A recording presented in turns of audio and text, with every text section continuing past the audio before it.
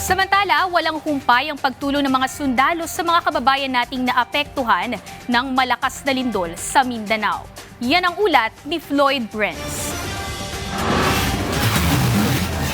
Tuloy ang humanitarian assistance and disaster response operations ng 102nd Infantry Brigade sa mga lalawigan ng Sarangani at Davao Occidental kasunod ng mga kamakailang kalamidad sa rehiyon. Sa pakikipagtulungan sa mga ahensya ng pamahalaan at mga lokal na pamahalaan, naghatid ang mga tropang kasama ang Philippine Air Force at Philippine Coast Guard ng mga relief goods, tubig at medikal na tulong sa mga apektadong komunidad. Patuloy rin ang search, rescue and retrieval operations sa mga lugar na may panganib ng landslide para hanapin ang mga posibleng nawawala.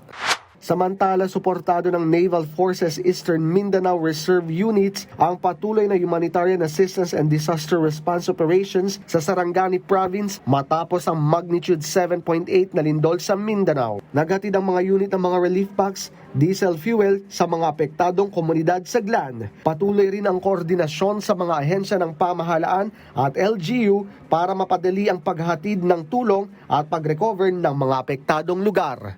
Floyd Brents para sa Bayan.